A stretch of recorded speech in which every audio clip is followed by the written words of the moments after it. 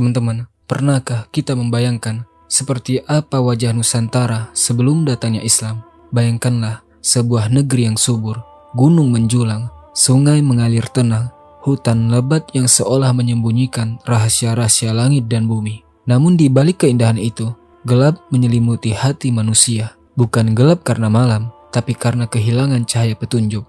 Di antara bayang-bayang rimba, terdengar mantra-mantra kuno. Dukun dan paranormal menjadi pusat kekuasaan spiritual. Mereka memegang kendali bukan atas ilmu, tapi atas rasa takut. Raja-raja berkuasa bukan karena keadilan, tapi karena warisan darah dan kekuatan senjata. Rakyat kecil hanya bisa tunduk dan berharap pada arwah nenek moyang. Agama, ada yang memuja patung, ada yang menyembah matahari, ada pula yang menyatu dengan alam hingga kehilangan arah. Di pesisir utara Jawa, pelabuhan-pelabuhan ramai, pedagang dari Tiongkok, Gujarat, Arab, dan Eropa silih berganti datang. Tapi Islam masih menjadi tamu asing yang belum dipahami. Sampai suatu hari, langkah-langkah lembut itu menyentuh tanah Jawa.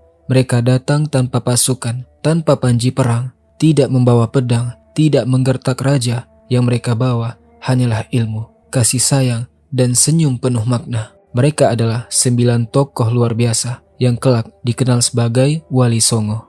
Mereka tidak membakar candi, tidak menghapus budaya. Mereka justru merangkul tradisi dan menyuntikannya dengan cahaya tauhid.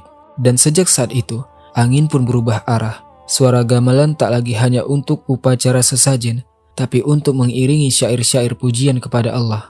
Wayang tak lagi sekadar cerita raja dan raksasa, tapi juga menjadi alat menyampaikan kisah para nabi. Nusantara yang dulu tenggelam dalam kabut, perlahan menemukan mataharinya. Dan kisah itu, teman-teman, adalah kisah kita. Warisan yang tak hanya ditulis di kitab, tapi ditanamkan dalam hati dan budaya bangsa ini. Lalu, siapa sebenarnya mereka? Dari mana datangnya 9 wali ini? Mengapa mereka bisa begitu berpengaruh hingga hari ini, meski mereka sudah lama tiada? Sebuah perjalanan penuh rahasia, sejarah, dan takdir Tuhan. Karena kebenaran tak selalu datang dengan suara keras. Terkadang ia datang dengan langkah sunyi yang menggetarkan bumi. Teman-teman, ketika kita menyebut nama Wali Songo, seringkali kita hanya tahu jumlah mereka, 9. Tapi siapa sebenarnya mereka? Apakah mereka orang biasa? Apakah mereka bangsawan, ulama, atau orang-orang terpilih yang membawa misi rahasia dari langit? Sejarah tak pernah benar-benar sepakat, tapi satu hal yang pasti, jejak mereka tidak dimulai di tanah Jawa. Perjalanan para wali ini dimulai dari jauh, dari padang pasir Timur Tengah, dari lembah Hadramaut, dari kota suci Mekah dan Madinah, hingga ke bumi India dan Persia. Sebagian ulama menyebut mereka adalah keturunan dari Nabi Muhammad SAW, darah keturunan Ahlul Bait yang mengalir dalam tubuh mereka, membawa cahaya yang tak bisa dipadamkan oleh waktu. Mereka berkelana demi menyalakan lentera iman di tempat-tempat paling sunyi. Bayangkan, seorang pemuda berpakaian sederhana, membawa kitab kuning yang usang, berlayar berbulan-bulan dari Gujarat ke Malaka, lalu ke Jawa, hanya untuk satu tujuan, menyampaikan risalah tauhid kepada orang-orang yang belum pernah mendengarnya. Itulah yang dilakukan para wali. Di balik gemuruh ombak dan pelabuhan tua yang kini terlupakan, berdirilah sosok yang kelak membuka jalan bagi berdirinya Wali Songo. Dialah Sunan Gresik, sang pembuka gerbang dakwah Islam di tanah Jawa. Nama aslinya adalah Maulana Malik Ibrahim. Ia diyakini lahir di wilayah Samarkand, Asia Tengah, atau ada pula riwayat yang menyebutkan Gujarat, India, pada akhir abad ke-14. Beliau berasal dari keturunan yang alim, pedagang, sekaligus da'i yang dikenal luas keilmuannya.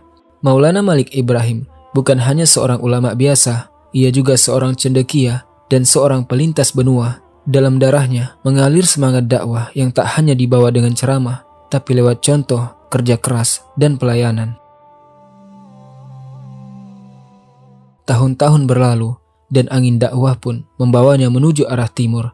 Dengan menumpang kapal dagang, Maulana Malik Ibrahim menyeberangi lautan hingga akhirnya beliau menjejakkan kaki di pelabuhan Leran, Gresik, Jawa Timur sekitar tahun 1404 Masehi. Inilah titik tolak penting di tanah yang masih didominasi ajaran Hindu-Buddha dan kepercayaan lokal. Beliau tidak langsung berdiri di mimbar, tidak.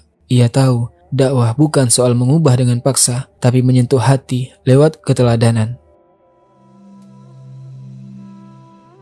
Teman-teman, bayangkan betapa beratnya tugas beliau berada di tanah asing, bahasa berbeda, budaya yang belum mengenal Islam.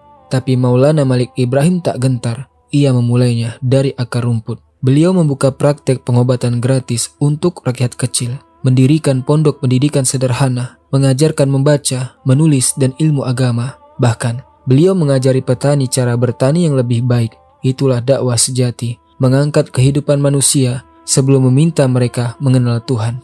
Namun, tentu bukan tanpa tantangan.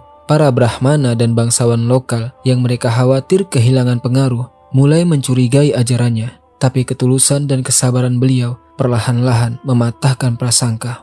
Apa yang membuat dakwah Sunan Gresik berhasil? Beliau tidak memaksakan syariat. Ia menggunakan pendekatan budaya lokal. Alih-alih menghapus budaya Jawa, beliau menyelaraskannya dengan nilai Islam. Beliau juga mendidik para murid seperti Sunan Ampel yang kelak menjadi tokoh besar Wali Songo berikutnya. Dakwah beliau bukan hanya menyebar secara lokal, tapi menular ke generasi selanjutnya. Teman-teman, tak ada dakwah besar tanpa langkah pertama. Dan di antara para wali yang menyebarkan Islam di tanah Jawa, Sunan Gresik, Maulana Malik Ibrahim adalah awal dari semuanya. Ia datang lebih dulu. Ia menanam benih iman saat tanah ini masih asing dengan kalimat tauhid. Dan setelah perjuangan yang panjang dengan ilmu, cinta, dan pengorbanan, akhirnya beliau pun kembali ke hadapan Robnya. Menurut sumber sejarah, Sunan Gresik wafat pada tahun 1419 Masehi, tepatnya pada tanggal 12 Rabiul Awal, yang juga dikenal sebagai hari kelahiran Nabi Muhammad SAW. Sebuah momen yang sangat simbolik, wafatnya sang pembuka jalan di hari kelahiran sang pembawa risalah. Beliau wafat di Gresik, Jawa Timur, dan dimakamkan di kawasan yang kini dikenal sebagai Kompleks Makam Maulana Malik Ibrahim, sebuah tempat ziarah yang hingga hari ini tak pernah sepi dari peziarah yang mencintainya. Teman-teman, bayangkan sebuah masa di mana Islam baru mulai berakar di bumi Jawa. Di antara pelabuhan, kerajaan, dan aliran kepercayaan lama, muncul seorang pemuda bangsawan yang kelak menjadi tiang penting penyebaran Islam di Nusantara.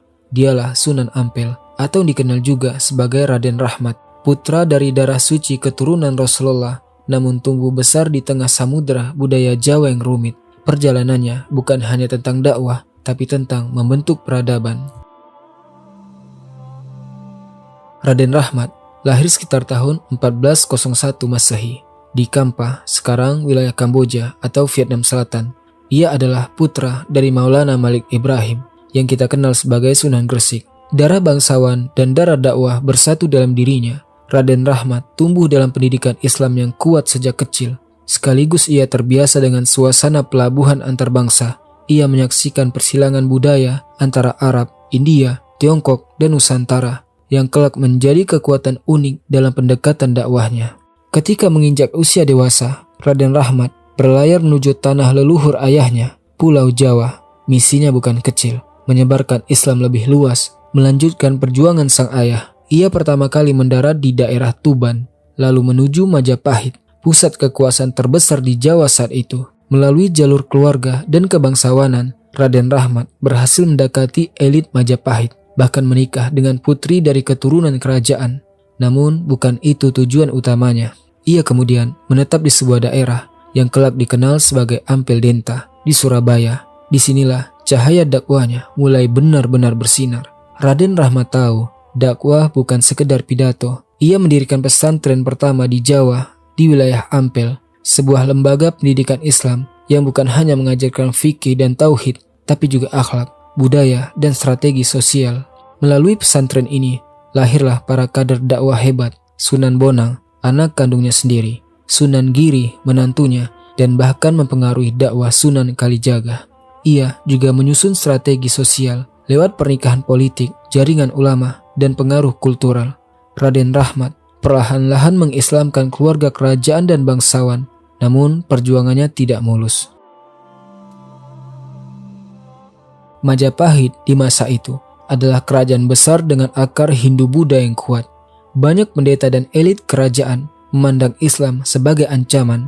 Dakwah Raden Rahmat diawasi, bahkan dipersulit. Tapi dia tak pernah membalas dengan kekerasan. Ia memilih jalan hikmah dan kelembutan, seperti yang diajarkan Nabi Muhammad SAW. Ia sering mengutip ayat, berdiskusi terbuka, dan tetap menghormati adat lokal. Maka orang-orang pun luluh satu demi satu. Salah satu tantangan besar adalah sinkretisme budaya Jawa yang kental dengan unsur mistik. Tapi Sunan Ampel cerdas. Ia tidak frontal menghapus budaya, tapi menyaring, menyucikan, dan mengislamkan nilai-nilai yang masih bisa dilestarikan. Itulah yang membuat Islam berkembang tanpa konflik besar. Teman-teman, setiap generasi butuh seorang guru, seorang penuntun, seorang cahaya yang tak hanya menerangi jalan, tapi juga membakar semangat untuk menempuhnya. Dan di bumi Jawa, cahaya itu bernama Sunan Ampel, Raden Rahmat, sang ulama agung, sang pendidik para wali, sang pendiri pusat dakwah yang mengubah sejarah. Setelah puluhan tahun mendidik, membina, dan membentuk barisan pejuang agama Allah, setelah menanam nilai Islam dalam-dalam di Surabaya dan sekitarnya, akhirnya sang guru pun pulang. Menurut catatan sejarah yang disepakati banyak ulama dan ahli sejarah, Sunan Ampel wafat pada tahun 1481 Masehi dalam usia yang sudah lanjut setelah menunaikan tugas besar sebagai pelanjut dakwah Nabi di tanah timur ini. Beliau wafat di Surabaya di dekat Masjid Ampel, pusat dakwah yang ia dirikan sendiri, dan dimakamkan di sana pula. Tempat itu kini dikenal sebagai Kompleks Makam Sunan Ampel, salah satu tujuan ziarah terbesar di Indonesia. Teman-teman, bayangkan sejenak suasana Surabaya di suatu hari di tahun 1481. Langit mungkin sedang mendung, angin berhembus pelan, seolah membawa kabar duka, dan di pelataran pesantren Ampel Denta, para santri menangis dalam diam. Guru mereka, sang pembimbing, sang penanam ilmu, Sunan Ampel telah berpulang. Tidak ada suara yang lebih keras dari kesedihan itu, tapi tak ada juga ketenangan yang lebih dalam dari wafatnya seorang kekasih Allah dalam keadaan husnul khotimah.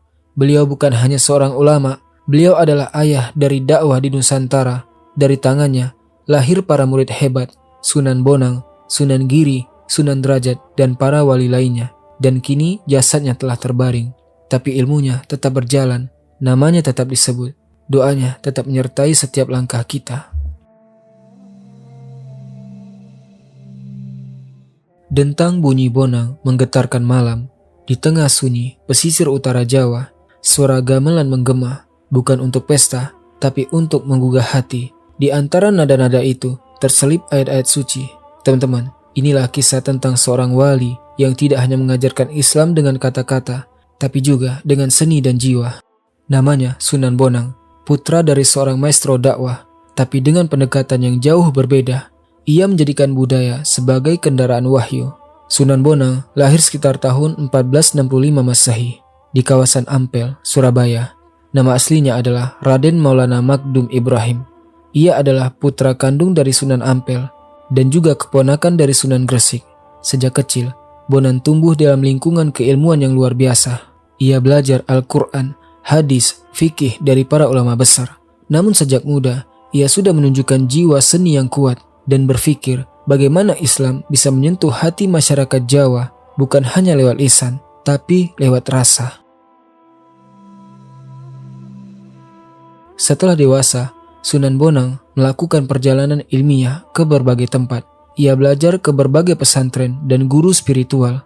Bahkan, sebagian riwayat menyebut ia sempat menimba ilmu di wilayah Kesultanan Demak dan luar Jawa. Namun, panggilan hatinya tetap satu, kembali ke masyarakat dan menyinari mereka dengan Islam. Ia kemudian menetap di daerah Tuban, wilayah pantai utara Jawa Timur. Disinilah nama Bonang muncul, diambil dari alat musik gamelan yang sering ia gunakan dalam dakwahnya. Berbeda dari sang ayah, Sunan Bonang tahu bahwa masyarakat Jawa sangat terikat dengan budaya. Ia tak menolak itu. Ia mengubah arah budaya. Gamelan yang dulu dia pakai untuk ritual Hindu-Buddha, kini dimainkan untuk menyampaikan nilai-nilai tauhid. Ia mengubah tembang-tembang Jawa yang penuh makna sufistik. Salah satu gubahan yang terkenal adalah tembang Tombo Ati, obat hati yang hingga kini tetap abadi. Ia pun menulis kitab-kitab dan ajaran akhlak dalam bahasa Jawa Kawi agar bisa diterima oleh masyarakat lokal. Pendekatannya ini begitu efektif hingga banyak tokoh adat dan rakyat biasa yang memeluk Islam hanya karena mendengarkan gendingnya. Namun dakwahnya tidak selalu mulus. Pendekatan budaya yang ia gunakan sempat dipertanyakan bahkan oleh kalangan muslim sendiri. Ada yang menilai dakwahnya terlalu lembek. Ada pula pihak kerajaan lama yang menganggap dakwahnya membahayakan tatanan tradisi mereka. Tapi Sunan Bonang tak goyah. Ia percaya bahwa rasa adalah pintu utama hidayah. Ada satu kisah menarik. Ketika seorang pemuda nakal bernama Raden Said mencuri tongkat dan emas milik Sunan Bonang, sang wali justru menjadikannya murid. Pemuda itu kelak menjadi Sunan Kalijaga, murid yang bahkan lebih eksentrik dari gurunya.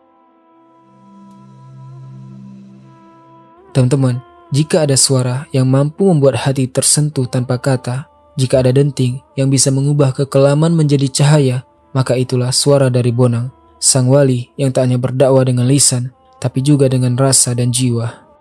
Sunan Bonang, putra dari Sunan Ampel, guru dari Sunan Kalijaga, adalah salah satu tokoh paling berpengaruh dalam penyebaran Islam di tanah Jawa. Ia tak hanya menyampaikan, ia menyentuh, tapi seperti semua cahaya di dunia, akhirnya pun padam. Menurut banyak sumber sejarah, Sunan Bonang wafat pada tahun 1525 Masehi dalam usia sekitar 60 tahun. Tempat wafatnya diyakini di wilayah Tuban, Jawa Timur, kota yang menjadi pusat dakwahnya selama bertahun-tahun. Makam beliau berada di Tuban dan hingga kini menjadi tempat ziarah utama para peziarah dari seluruh Nusantara. Sebuah tempat yang terasa begitu indah, seolah ruh sang wali masih memayungi tanah itu dengan kelembutan. Angin laut menyapa pantai Lamongan. Di balik gemuruh ombak dan sunyinya malam pesisir, terdengar lantunan tembang lirih. Wong kang sugih wajib aweh, wong kang mulia wajib ngemong. Bagi yang kaya wajib memberi, bagi yang mulia wajib membimbing. Teman-teman, ini adalah kisah tentang Wali Songo yang menjadikan kepedulian sebagai ruh dakwahnya. Bukan lewat ceramah panjang, tapi lewat aksi nyata. Dialah Sunan Derajat. Sunan Derajat lahir sekitar tahun 1470 Masehi. Dengan nama kecil Raden Kosim, ia adalah putra dari Sunan Ampel dan adik dari Sunan Bonang. Sejak kecil, ia hidup di lingkungan pesantren dan ilmu. Tapi ia lebih banyak mengamati kesengsaraan rakyat kecil. Ia melihat betapa banyak masyarakat yang hidup dalam kemiskinan, tertindas dan jauh dari agama. Dan sejak muda, Raden Kosim sudah menunjukkan kepekaan sosial yang tinggi. Ia belajar agama di bawah bimbingan ayahnya dan kakaknya. Tapi kemudian ia mengambil jalan yang sedikit berbeda. Setelah cukup ilmu, ia pun memulai perjalanan dakwahnya. Tujuannya, wilayah pesisir Lamongan yang saat itu dikenal sebagai daerah tandus dan keras. Ia menginjakkan kaki di desa Jelok, Banjarwati, dan kemudian menetap di daerah yang sekarang dikenal sebagai Derajat. Nama Sunan Derajat pun disematkan padanya, bukan karena kemegahan dakwahnya, tapi karena ketinggian akhlaknya. Di tempat inilah ia menyebarkan Islam, bukan hanya dengan ceramah, tapi dengan membangun tempat tinggal bagi fakir miskin, memberi makan orang kelaparan, dan mendirikan lumbung pangan untuk masyarakat sekitar. Dakwah Sunan Derajat terkenal karena prinsip hidupnya yang ia rangkai dalam pintu piwulang 7 ajaran utama. Berikut beberapa ajarannya yang paling menyentuh. Pertama, wene hono tekan marang kakalunyon, berikan tongkat kepada orang tersesat, bimbinglah mereka yang bingung dan hilang arah. Kedua, wene hono sandang, wene hono pangan, berikan pakaian dan makanan. Islam bukan hanya urusan langit, tapi juga urusan perut. Ketiga, mulyakno wong kang luhuring budi, muliakan orang yang luhur budi pekertinya. Ukur kemuliaan dari akhlak, bukan pangkat. Ajaran-ajaran ini ia sampaikan dalam bentuk tembang, peribahasa, dan karya seni lokal agar mudah diterima masyarakat. Tentu saja, jalan dakwahnya tidak mulus. Ia menghadapi masyarakat yang keras kepala. Sebagian besar masih menganut kepercayaan animisme dan Hindu-Buddha. Namun, ia tidak frontal. Ia tidak memaksa. Ia pelan-pelan membentuk komunitas Islam yang solid, yang menjadi teladan di mata masyarakat. Ketika masyarakat melihat bahwa Islam datang membawa bantuan, kedamaian, dan keadilan, mereka pun luluh. Bahkan para kepala desa yang awalnya menolak, akhirnya menjadi murid-muridnya. Ia juga mendidik santri-santri petani dan nelayan yang bukan hanya pandai agama, tapi juga bisa mengabdi di desa masing-masing. Teman-teman, Ada seorang wali yang tidak hanya mengajarkan bagaimana cara sholat, tapi juga bagaimana cara memuliakan tetangga, yang tidak hanya menyeru kepada langit, tapi juga menunjukkan bumi. Dialah Sunan Derajat, putra dari Sunan Ampel, saudara dari Sunan Bonang, sahabat bagi kaum miskin, tempat bersandar bagi para yatim. Ia tak banyak bicara, tapi amalnya berbicara jauh lebih lantang dari 1000 khutbah. Sunan Derajat wafat sekitar tahun 1522 Masehi. Di usianya yang sudah sepuh, setelah mengabdikan hidupnya untuk berdakwah di pesisir utara Jawa Timur. Beliau wafat di daerah Paciran, Lamongan, tempat di mana ia membangun pesantren, membina masyarakat, dan menjadikan Islam sebagai cahaya dalam kehidupan rakyat jelata. Makamnya kini berada di Bukit Derajat, Paciran, yang menjadi salah satu tempat ziarah utama di Jawa Timur. Dari atas bukit itu, kita bisa memandang laut. Laut yang dulu menjadi saksi bisu atas dakwah yang sunyi namun dalam. Di atas bukit yang sunyi di daerah Gresik, Jawa Timur, terdengar suara lembut anak-anak melafalkan huruf-huruf hijaiyah. Tangan-tangan kecil itu memegang potongan bambu bertuliskan ayat-ayat suci, dan di antara mereka berdiri seorang guru. Wajahnya teduh, kata-katanya menenangkan. Dialah Sunan Giri. Sunan Giri memiliki nama kecil Raden Paku dan gelar lain seperti Joko Samudro. Ia lahir sekitar tahun 1442 Masehi di daerah Blambangan, wilayah paling timur Pulau Jawa. Namun kisah kelahirannya penuh misteri dan keajaiban. Ayahnya, Maulana Ishak, adalah ulama besar dari Samudra Pasai. Ibunya adalah putri kerajaan Blambangan. Namun karena konflik keyakinan dengan keluarga kerajaan yang masih Hindu, bayi Raden Paku dibuang ke laut dalam sebuah peti, lalu ditemukan oleh Nyai Gede Pinati, seorang saudagar muslim wanita dari Gresik. Dialah yang membesarkan Raden Paku dengan penuh kasih sayang, dan dari sanalah hidupnya berubah. Ketika remaja, Raden Paku dikirim oleh ibunya ke pesantren Ampel Denta, Surabaya, untuk berguru pada Sunan Ampel. Di sanalah ia bertemu dengan Raden Rahmat, Sunan Ampel, dan Raden Makhdum Ibrahim, Sunan Bonang. Ketiganya menjadi sahabat karib dan pejuang dakwah yang tangguh. Kecerdasan Raden Paku luar biasa. Ia ahli ilmu fikih, akidah, dan strategi dakwah. Melihat potensi itu, Sunan Ampel bahkan menjodohkan putrinya dengan Raden Paku. Setelah menimba ilmu, ia dikirim ke tanah leluhur ayahnya, Samudra Pasai, untuk memperdalam ilmu Islam dan memperluas pandangan keislamannya. Di sanalah ia dikenal sebagai ulama muda yang berwibawa. Sekembalinya ke Jawa, Raden Paku diberi amanah untuk berdakwah di wilayah Gresik. Ia naik ke sebuah bukit yang sepi dan mendirikan pesantren Giri yang kelak menjadi mercusuar Islam di Nusantara. Ia kemudian dikenal sebagai Sunan Giri. Pesantrennya tak hanya mendidik anak-anak biasa, tapi melahirkan pemimpin-pemimpin dakwah dan kerajaan Islam. Para santrinya menyebar ke Madura, Kalimantan, Sulawesi, hingga Nusa Tenggara. Sunan Giri dikenal sebagai ulama syar'i, ahli fikih, dan punya pengaruh besar dalam fatwa dan keputusan hukum Islam di Majelis Wali Songo. Tapi bukan berarti dakwahnya kaku dan kering. Sunan Giri juga dikenal sebagai pencipta lagu-lagu dolanan anak yang syarat makna Islam, seperti Jamuran-Jamuran, Cublak-Cublak Sueng. Di balik nyanyiannya ada ajaran akhlak, tauhid, dan moral yang disisipkan halus. Ia memahami bahwa mendidik generasi masa depan harus dengan kelembutan dan kebahagiaan. Ia juga menciptakan sistem pengajaran berbasis tembang dan drama wayang, namun disesuaikan dengan ajaran Islam. Sunan Giri bukan hanya ulama, tapi juga pemimpin politik umat. Ia ikut berperan dalam pendirian Kesultanan Demak, kerajaan Islam pertama di Jawa. Ia bahkan menjadi tokoh rujukan Wali Songo dalam hal hukum dan kebijakan politik Islam. Tapi tentu tak semua mendukung gerakan Islamnya. Ia harus menghadapi tantangan dari kerajaan-kerajaan Hindu-Buddha yang masih kuat pengaruhnya. Namun Sunan Giri tidak membalas dengan perang terbuka. Ia menggunakan diplomasi, ilmu, dan strategi dakwah yang mengakar ke hati rakyat. Sunan Giri wafat pada tahun 1506 Masehi dan dimakamkan di atas Bukit Giri, Gresik. Makamnya hingga kini menjadi tempat ziarah dan renungan. Ia meninggalkan pesantren besar, jaringan dakwah, dan generasi ulama pejuang. Namanya abadi. Bahkan di masa berikutnya, kerajaan Islam Giri Kedaton berdiri dan berperan dalam menyatukan kekuatan Islam di Nusantara.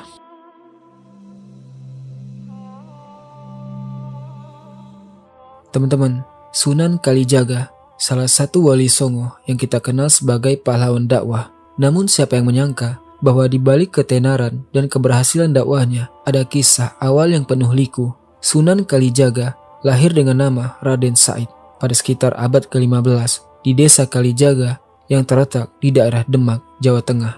Namun, meski kita mengenalnya sebagai Sunan Kalijaga, tak banyak yang tahu bahwa beliau adalah keturunan bangsawan, seorang priai yang terhormat. Dengan darah bangsawan yang mengalir dalam dirinya, Raden Said seharusnya hidup dalam kemewahan dan kekuasaan, mengikuti tradisi keluarga yang sudah mapan. Namun, hidup seringkali mempertemukan kita dengan pilihan yang tidak terduga. Sewaktu muda, Raden Said terkenal dengan keberaniannya dan jiwa petualang yang tinggi. Pada suatu titik, ia merasa ada yang kurang dalam kehidupan yang telah ia jalani. Hatinya merasa terpanggil untuk mencari makna yang lebih dalam, mencari kebenaran. Pada akhirnya, ia memutuskan untuk meninggalkan kehidupannya sebagai seorang bangsawan dan mulai mencari ilmu agama. Di sanalah, di dunia yang lebih sederhana, ia menemukan jalan yang lebih luas, jalan dakwah yang penuh dengan pengorbanan, cinta, dan keikhlasan. Setelah bertahun-tahun belajar, ia mendapatkan petunjuk dari Allah untuk mengikuti ajaran Islam. Ia kemudian berguru kepada Sunan Bonang, salah satu wali Songo yang sudah dikenal dengan kebijaksanaan dan cara dakwahnya yang sangat bijaksana.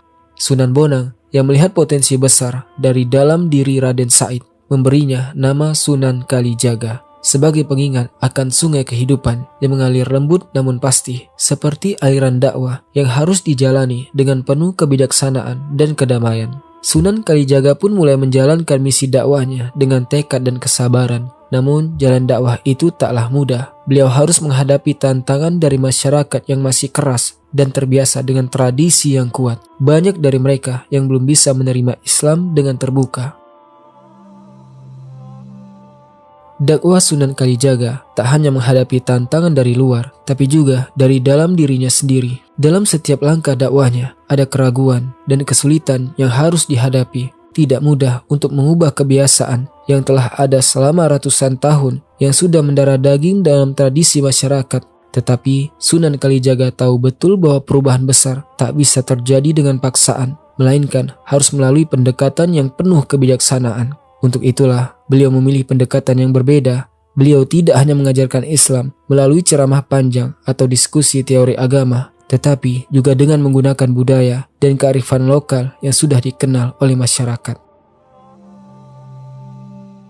Sunan Kalijaga sangat memahami bahwa untuk menjangkau hati masyarakat harus ada keselarasan antara agama dan budaya. Ia menyadari bahwa Islam tidak hanya hadir untuk mengubah, tetapi juga untuk menyatu dengan budaya yang ada tanpa merusaknya. Inilah yang membuat dakwahnya begitu berbeda dan diterima. Beliau membawa Islam dengan cara yang lembut, menggunakan seni dan kearifan lokal untuk menyampaikan pesan-pesan moral dan spiritual. Melalui nilai-nilai Islam yang dimasukkan ke dalam tradisi yang sudah ada, masyarakat mulai bisa menerima ajaran agama yang penuh kasih dan damai ini. Sunan Kalijaga juga terkenal dengan pendekatannya yang sangat humanis. Ia tidak hanya berbicara tentang hal-hal spiritual saja, tetapi juga mengajarkan umat untuk berkebajikan dalam kehidupan sehari-hari. Islam menurut beliau adalah tentang membangun hubungan yang baik dengan sesama, tentang kebaikan hati, tentang pengampunan, dan tentang menebarkan cinta di setiap langkah hidup. Setelah bertahun-tahun mengabdi, Sunan Kalijaga akhirnya mencapai akhir perjalanan hidupnya. Pada tahun 1466 Masehi, beliau menghembuskan nafas terakhirnya di Kadilangu, sebuah desa kecil di dekat Demak yang kini menjadi tempat ziarah bagi banyak umat Islam. Namun, meskipun beliau telah tiada, cahaya yang beliau bawa tidak pernah padam. Jejak dakwah Sunan Kalijaga masih bisa kita rasakan hingga hari ini dalam setiap kebudayaan, dalam setiap tradisi, dan dalam setiap nilai Islam yang terus tumbuh subur di bumi ini. Kebijaksanaan dan keteguhan hati yang beliau tunjukkan dalam dakwahnya menjadi warisan berharga bagi umat Islam, tak hanya di tanah Jawa, tetapi juga di seluruh dunia. Teman-teman, kita tahu bahwa setiap perjalanan dakwah selalu dimulai dari sebuah panggilan hati. Begitu pula dengan Sunan Kudus, nama aslinya adalah Jafar Shodiq, yang lahir di sebuah desa kecil di daerah Kudus, sekitar abad ke-15. Sejak kecil, ia sudah menunjukkan tanda-tanda keberanian dan kecerdasan yang luar biasa. Namun siapa sangka anak dari keluarga sederhana ini kelak akan menjadi salah satu pahlawan dakwah yang begitu dihormati. Sejak masa mudanya, Ja'far Shadiq tumbuh dengan penuh rasa ingin tahu dan tak puas hanya dengan pengetahuan yang ada. Ia memutuskan untuk menuntut ilmu di Mekah, tempat yang menjadi pusat spiritualitas dan kebijaksanaan dunia Islam pada saat itu. Di Mekah, Ja'far Shadiq belajar kepada ulama-ulama besar. Ia mendalami ilmu fikih, tauhid, dan berbagai cabang ilmu agama yang membuatnya semakin memahami esensi dari Islam yang rahmatan lil alamin. Namun ketika ia merasa sudah siap untuk kembali ke tanah air, ia tak hanya membawa ilmu yang ia pelajari, tetapi juga membawa semangat untuk menyebarkan kebaikan. Kembali ke Kudus, ia mulai mendirikan sekolah-sekolah Islam dan mengajarkan ajaran-ajaran Islam yang penuh cinta. Ia menyadari bahwa tidak mudah untuk membawa perubahan, apalagi di tanah yang masih kental dengan adat dan kepercayaan lama. Namun beliau tidak menyerah. Dengan bijaksana, beliau mengajak masyarakat untuk mengenal Islam dengan cara yang lembut. Namun, seperti para wali lainnya, dakwah tidak selalu mulus. Di Kudus, seperti di banyak tempat lainnya, masyarakat pada waktu itu masih sangat terikat dengan adat istiadat yang sudah turun-temurun. Mereka menyembah dewa-dewa dan menganggap ajaran agama lain sebagai sesuatu yang asing dan sulit diterima. Namun, Sunan Kudus tahu betul bahwa perubahan tidak bisa dipaksakan. Beliau memilih mendekati masyarakat dengan cara yang lebih mengenal dan menghormati kebudayaan mereka. Sunan Kudus menggunakan pendekatan yang sangat halus dan bijaksana, mengajarkan Islam dengan cara yang tidak hanya mengubah pandangan mereka tentang Tuhan, tetapi juga mengajarkan mereka untuk berbuat baik, berhati bersih, dan menjaga kesejahteraan bersama. Beliau bahkan dikenal dengan pendekatannya yang sangat menghargai tempat-tempat ibadah lama, seperti Masjid Kudus yang ada hingga saat ini. Keberadaannya tidak hanya menjadi tempat ibadah, tetapi juga menjadi pusat pendidikan yang mengajarkan ilmu agama kepada banyak orang. Teman-teman, setiap awal pasti punya akhir. Setiap langkah dakwah pasti punya titik rehat. Dan begitulah akhirnya kisah agung seorang wali, seorang ulama besar yang dikenal dengan kecerdasan, kearifan, dan kepiawaiannya dalam menyatukan antara Islam dan budaya, Sunan Kudus atau nama aslinya Ja'far Shadiq. Menurut berbagai sumber sejarah, Sunan Kudus wafat sekitar tahun 1550 Masehi di kota yang kini kita kenal dengan nama Kudus, Jawa Tengah. Kota yang menjadi saksi bisu perjuangan, keilmuan, dan dakwahnya yang penuh kedamaian. Ia wafat dalam keadaan yang tenang, damai, setelah menyelesaikan tugasnya sebagai jembatan antara langit dan bumi, antara pesan wahyu dan budaya manusia Jawa. Makamnya kini berada tepat di belakang Masjid Menara Kudus. Masjid yang ia dirikan dengan batu pertama penuh doa dan semangat toleransi. Masjid yang arsitekturnya unik, berdiri dengan menara bercorak Hindu-Buddha, tapi memandangkan kalimat tauhid di setiap waktunya. Teman-teman, di antara para wali songo, ada satu sosok yang mungkin namanya tak sebesar ayahnya, Sunan Kalijaga. Namun justru di balik kesederhanaan itulah, ia menyimpan keagungan yang tak banyak diketahui orang. Sunan Muria, seorang wali yang berdakwah tidak di keramaian kota, tapi di desa-desa sunyi, di lereng gunung, di ladang-ladang petani, dan di pelabuhan-pelabuhan kecil. Namanya adalah Raden Umar Said. Ia adalah putra dari Sunan Kalijaga, cucu dari Sunan Ampel, dan darah dakwah itu mengalir begitu kuat dalam nadinya. Teman-teman, jika ayahnya Sunan Kalijaga berdakwah lewat budaya, kearifan lokal dan seni, maka Sunan Muria memilih jalur yang lebih sunyi. Ia turun ke sawah, ia naik ke gunung, ia mendekati rakyat kecil yang tak pernah tersentuh oleh para ulama kota.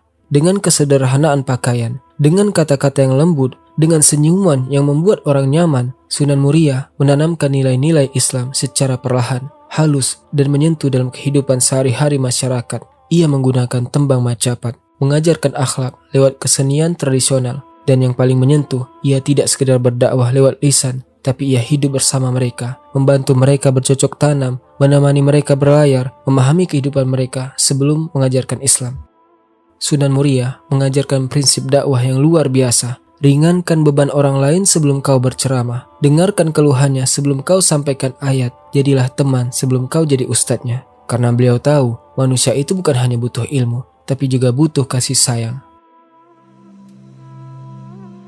Tapi teman-teman, jalan dakwah Sunan Muria tidak selalu tenang. Ia menghadapi tantangan dari dalam dan luar. Dari luar, ia berhadapan dengan tradisi kuno yang sulit dilepaskan. Dari dalam, ia sering dianggap terlalu lembut oleh sebagian pihak.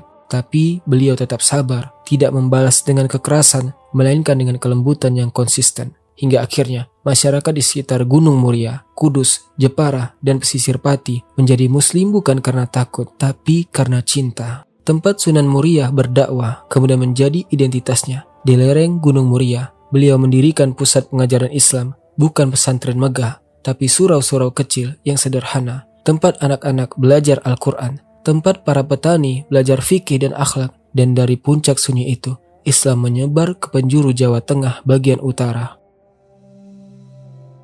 Teman-teman, setelah puluhan tahun mengabdikan hidupnya untuk dakwah, mendidik umat, menyatukan tradisi dan syariat dengan penuh kelembutan, akhirnya Sunan Muria pun sampai pada ujung perjalanan di dunia. Di puncak Gunung Muria yang sejuk, di tengah heningnya hutan dan bisikan angin malam yang syahdu, sang wali menutup mata untuk terakhir kalinya. Diperkirakan sekitar tahun 1551 Masehi, Raden Umar Said, Sunan Muria, menghembuskan nafas terakhirnya di tempat yang tinggi, seolah ingin wafat lebih dekat kepada langit, lebih dekat kepada Tuhannya yang Maha Kasih. Bayangkan seorang wali yang hidupnya dihabiskan dengan menyusuri lereng, masuk ke desa-desa terpencil, kini dibaringkan di puncak gunung, tenang, diam, tapi kehadirannya justru semakin menggema. Makamnya berada di desa Colo, kecamatan Dawe, Kudus, jauh di atas sana. Tak mudah untuk mencapainya, perlu tekad, perlu niat, seperti halnya perjuangan beliau dalam mendaki dakwah. Setiap langkah kaki para peziarah yang mendaki menuju makamnya seakan mengulang jejak perjuangannya yang tak pernah menyerah. Mereka datang bukan hanya untuk mendoakan, tapi untuk merasakan kehadiran sosok yang lembut namun tegas, yang sabarnya melebihi gelombang laut Jawa. Di tempat itu, di puncak gunung, tubuhnya terbaring diam,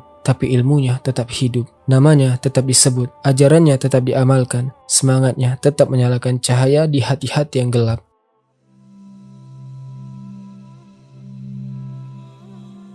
Teman-teman, di antara Wali Songo, ada satu sosok yang mengingatkan kita bahwa Islam tak hanya turun lewat masjid, tapi juga lewat istana. Bahwa dakwah bukan hanya lewat ceramah, tapi juga lewat kebijakan. Dialah Sunan Gunung Jati. Nama aslinya Syarif Hidayatullah, cucu dari Raja Mesir, dan putra dari seorang perempuan suci dari Pajajaran, Nyi Rara Santang. Ia lahir di tanah asing, tapi tak pernah lupa darah leluhurnya dari tanah Sunda.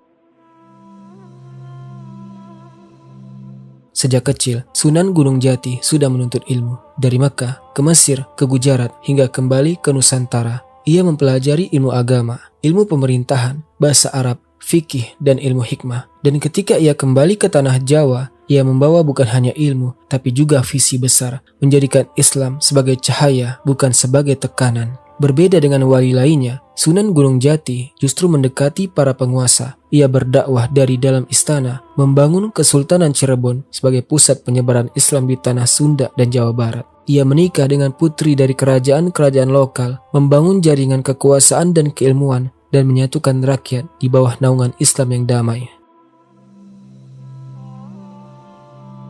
Tapi teman-teman, Sunan Gunung Jati juga bukan orang yang diam saat tanahnya terancam. Ia dikenal ikut berperang melawan Portugis di wilayah Banten dan pesisir Jawa Barat. Namun yang paling besar adalah perjuangannya melawan syirik dan ketidakadilan yang terus ia lawan bukan dengan pedang, tapi dengan pendidikan, dengan akhlak, dan dengan cinta kepada rakyat. Teman-teman, setiap jiwa pasti akan kembali. Tak peduli seberapa agung ia semasa hidupnya, tak peduli seberapa luas pengaruhnya, akhirnya semuanya akan berpulang ke pangkuan ilahi. Dan hari itu pun tiba. Hari di mana bumi Cirebon terdiam. Angin laut yang biasa membawa aroma garam dan ikan, tiba-tiba terasa hening. Langit yang biasanya cerah, tiba-tiba terasa berat, kelabu. Tahun 1570 Masehi, di sebuah rumah sederhana, di puncak Gunung Sembung, sang wali besar, Syarif Hidayatullah, yang kita kenal sebagai Sunan Gunung Jati, menghembuskan nafas terakhirnya. Ia wafat bukan dalam istana, bukan di atas singgasana, tapi di tempat yang jauh dari kemewahan. Di tempat di mana ia dahulu biasa merenung, membaca ayat-ayat Allah, dan mendidik murid-muridnya dengan penuh cinta. Tak terdengar ratapan keras, tapi air mata jatuh diam-diam dari wajah rakyat Cirebon. karena mereka tak hanya kehilangan seorang pemimpin, tapi juga kehilangan ayah, sahabat, guru, dan pelita dalam kegelapan zaman. Dan di sanalah ia dibaringkan, di puncak Gunung Sembung, Cirebon, di bawah rindangnya pepohonan, di antara suara alam yang ia cintai. Makamnya hingga kini masih dikunjungi ribuan orang, bukan karena keramatnya, tapi karena jejak cintanya yang masih terasa di hati umat. Karena orang-orang percaya, siapa yang hidupnya penuh kasih, maka wafatnya pun akan meninggalkan harumnya kebaikan. Teman-teman, kini kita sudah berada di penghujung perjalanan panjang yang membawa kita menyusuri jejak-jejak para wali, para pejuang yang tak hanya mengubah tanah Jawa, tapi juga mengubah hati dan jiwa setiap orang yang datang setelahnya. 9 nama yang kita kenal: Sunan Gresik, Sunan Ampel, Sunan Bonang, Sunan Kalijaga, Sunan Derajat, Sunan Kudus, Sunan Muria, dan Sunan Gunung Jati. Mereka bukan sekedar tokoh sejarah, mereka adalah cahaya yang terus menyinari perjalanan kita. Walau mereka telah tiada, mereka datang ke tanah ini bukan untuk mengejar kemegahan dunia, tapi untuk menanamkan sebuah cahaya yang tak pernah padam, cahaya Islam. Mereka menyebarkan cinta, mereka mengajarkan kesabaran, mereka menanamkan keikhlasan, dan mereka memperlihatkan kepada kita bahwa menjadi wali bukanlah soal kekuasaan, tapi tentang kemuliaan hati yang menebarkan kebaikan. Hari ini kita mungkin tak bisa lagi melihat mereka, tapi jejak-jejak mereka masih terpatri di masjid-masjid, di musola-musola, di sungai-sungai yang deras membawa air ke desa-desa, di langit-langit ilmu yang tak pernah habis dibaca oleh para santri. Kita adalah pewaris dari cahaya mereka, dan kita adalah generasi yang diamanahi untuk meneruskan perjuangan ini. Dengan ini, perjalanan kita tentang 9 wali Songo pun tiba di akhir. Semoga setiap langkah yang mereka tinggalkan menjadi petunjuk bagi kita, dan semoga kita bisa mengambil pelajaran dari keteguhan mereka yang tak hanya mengubah tanah Jawa, tapi juga mengubah dunia menjadi lebih baik, lebih penuh kasih, lebih penuh cahaya. Kurang lebihnya, saya mohon maaf. Dan buat teman-teman, silakan komentar bahas apa selanjutnya. Yang paling banyak di like atau komentar, kita akan kisahkan. Semoga Allah beri kemudahan. Assalamualaikum warahmatullahi wabarakatuh.